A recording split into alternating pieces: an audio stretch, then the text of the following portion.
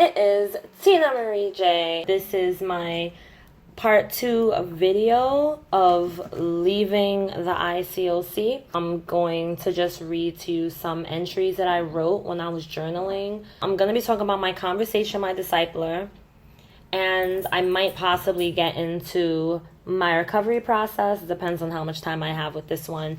If not, then that will just have to be part 3. So make sure that you listen to part 1 first, where I read journal logs that I wrote during the time that I was contemplating leaving. And this was way before I had a channel, way before the thought of a channel about the ICOC ever came into my existence.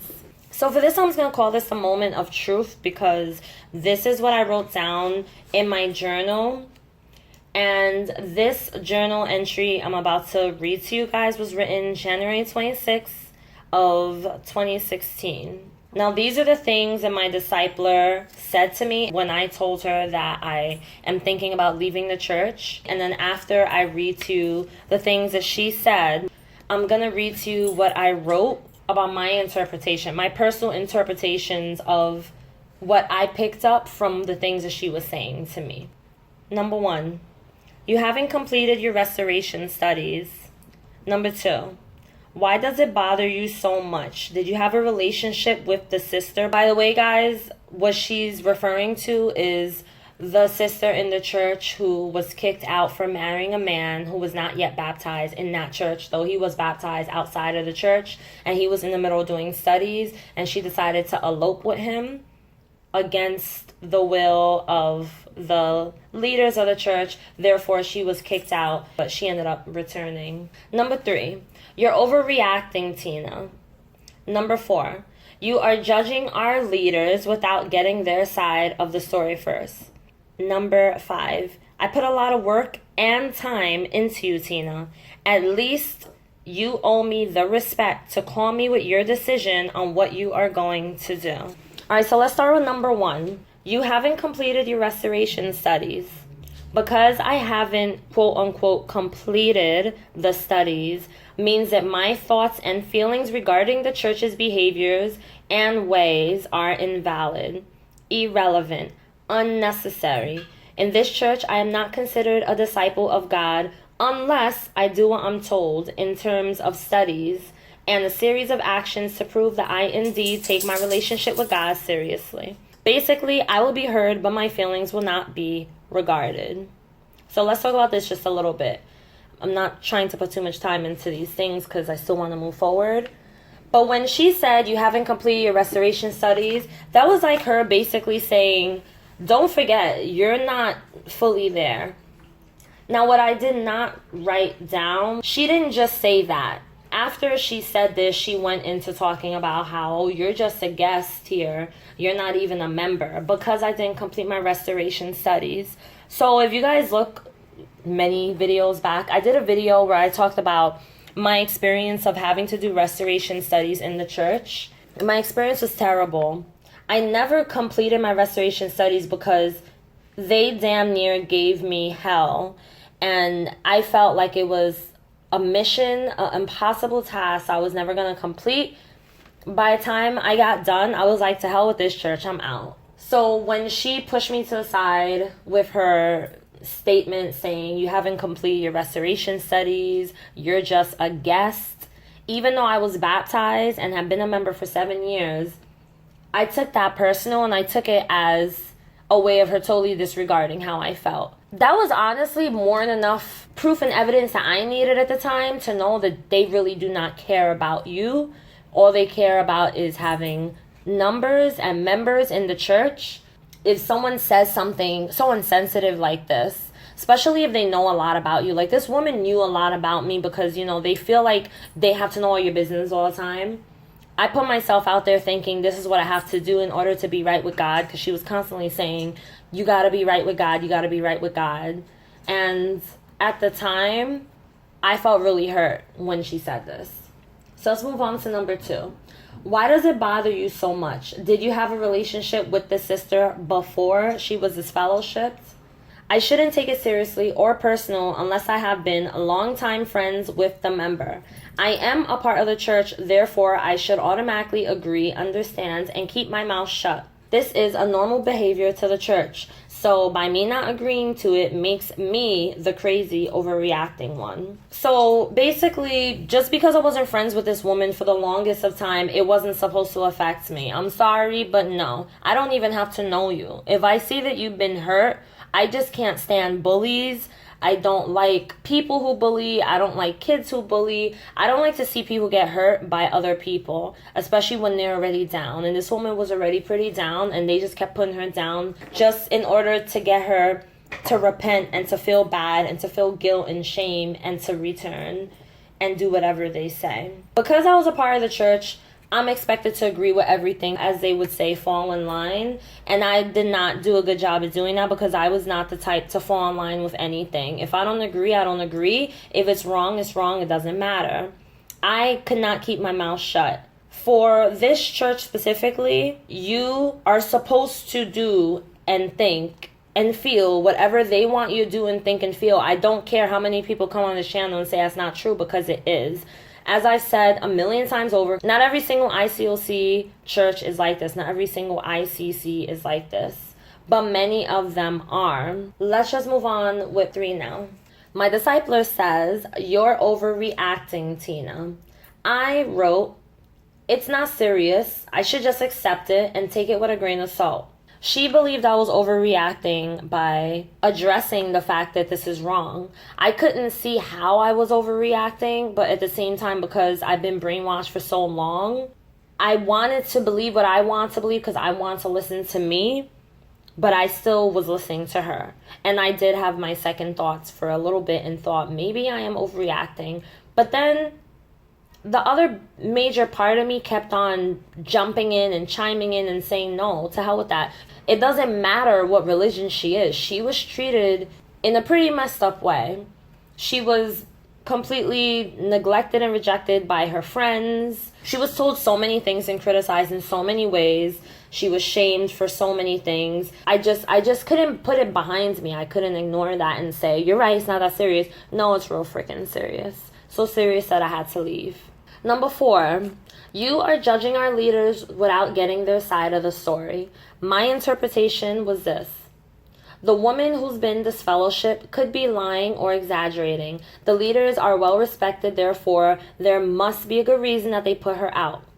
I've actually heard people say this. I've tried to talk to other people about the situation before I left, and I've had other people say, well, it has to be a good reason.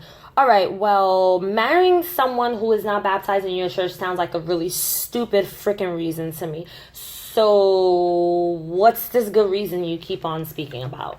Now, I know that she wasn't lying because everything that this woman said sound pretty spot on with what the ICOC would say if you do anything that doesn't fall in place with their robotic style. I was not judging the leaders.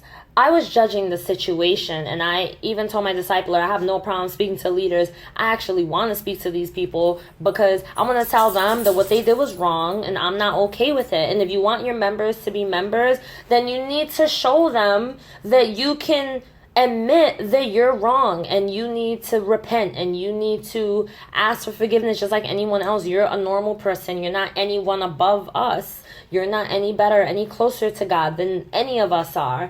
And that was how I felt when she said this to me. And the last one, number 5, well, this one really annoyed me. Now, this is what she said. I put a lot of work and time into you, Tina. You at least owe me the respect to call me with your decision on what you're going to do. Because she, my discipler, who I will not mention the name, helped me and kept me accountable through so much at the end, I still owe her. This goes to show that all things are not always done out of the goodness of their heart. It's all a job and it's unpaid because the church claims these are some of the things we need to do in order to get to heaven. It's all performance works. Clearly in the Bible, it says that works is not what gets you into heaven. A lot of Christians claim this, especially Christians from this church, but none of them actually follow it. Not none of them, I shouldn't say that. Some follow it, but the ones from this church, majority don't. And this is proof right here for you guys The fact that she felt like she put so much work and time into me and I owe her respect for something. So what makes you think that because I'm leaving that I'm not leaving with lessons? Like, what makes you think that you wasted your time trying to help me and trying to be there for me and trying to teach me and guide me? How do you know that I wasn't leaving holding on to that but just trying to find a new church? At the time, I was not agnostic. I was not into spirituality. I still believed 100%. I just couldn't see how this type of behavior and these type of situations were enough validity for someone to be treated in this type of way. So I took that as, oh, okay, so basically you didn't do this out of the goodness of your heart. You did this because this is what you're taught to do and this is what you believe you're supposed to do. There were a lot of other things that she said. It was a short conversation, but the things that really stuck out to me are the things that I wrote. The other thing that really stuck out to me, which I don't know why I didn't write this down, but I already mentioned it to you guys, was when my discipler said to me that I was just a guest. That really hurt my heart. You claim you put so much time and effort into me, but what do you think I've been doing? And I was spending Monday nights when I had 2 jobs from my second job straight to these sessions where I was doing the restoration sessions. That's time for me. I have a whole family. They didn't really care about that. They were just like, well, you need to put God first. You need to put God first. Sometimes I would go and do restoration studies multiple times a week while I was working 2 jobs, 1 full-time, 1 part-time, then having to go home to take care of my own kids. My husband works overnight, so I am the main one who does a lot of the things when it comes to the kids' schoolwork and whatever they need done, whether it's appointments they need, parent-teacher conferences, everything. I do everything. And I put a lot of time and a lot of things to the side and friendships to the side so that I could make it to heaven. This is nothing wrong with religion. This is something wrong with that church. The part of religion that I blame for this is the part where people like to take it and twist it and use it to manipulate other people so other people could do what they think is right, what they think they should be doing. My discipler felt it was okay to manipulate me in these ways. And maybe they don't do it intentionally, but once you get kicked out of this church or once you get shunned and you decide to leave and you see how people treat you, you'll see that these people are not as sweethearted as they like to make it seem. And so that was why I had titled this A Moment of Truth, because when I spoke to my discipler, I didn't even need to speak to anyone else at that point. I was just like, you know what? The way that she's saying these things really hurts. Someone that I thought was my friend, no one should feel that way. And it's a form of bullying. And I think I want to do a video where I talk about bullying in churches. If you have grown up, been bullied in school, or been bullied by family members growing up, and you become an adult and you go into this church will bring out a whole lot of issues. I was bullied when I was in middle school, really badly, to a point of depression. As an adult, this church has brought out a lot of issues from my past, because that's what bullies did in school. They made me feel like less of who I was because I was too skinny, or because I didn't have the coolest clothes, or I didn't have all of the hottest sneakers that was out. I was made to feel like I was less. I was raised by a single mom. So being a part of the ICOC really brought up a lot of old things. And it's like good and bad at the same time, because it helped me to learn more and to learn more of who I am. And it's toughened me up a whole lot more, to not the point where my heart is hardened or anything. I don't hate Christians or any religious people. Really, hate is a very strong word, but it basically showed me that I don't need to accept this. I can choose whether I want to accept this or not. You don't need to accept this treatment. If you're in the church or if you're in the ICOC and you feel like they're treating you like crap, you don't need to accept that. That's your choice. There are other churches you can go to, but if you want to listen to their lies when they tell you that it has to be this church and they want to treat you like crap because you decide you want to leave because something doesn't sit well with you, that's on you for you deciding that you're going to accept it. So you have to make a decision. You can accept it or you're not going to accept it. I had decided not to accept it, and it's been 4 years now since I've left. I'm very happy with the decision I made, which was the hardest decision that I ever had to make. One of the super hardest decisions I've ever had to make, but it was the best decision, and it led me down so many different paths and opened up so many opportunities for me, and it's continuing to do so, and I'm happy about it, and I feel good and content, and I don't give a crap what anyone thinks about it, and you kind of just have to have that kind of mentality. It'll get easier as time goes on. So I hope you enjoyed this video. I hope it was helpful for you. Like I said before, if you didn't see part 1, make sure you see part 1. I am going to be making part 3 for you guys. In part 3, I'm gonna be reading some journal entries of my recovery process. It's basically how I felt a year later. So that's about it. I will see you guys in part 3's video. If you like this channel, make sure you subscribe and also click the bell notification so you know every time that I upload a video. If you like this video, please do give me a thumbs up. Thumb ups or thumbs ups? They really help the channel. They really do. But anyway, love you guys all so much. Enjoy.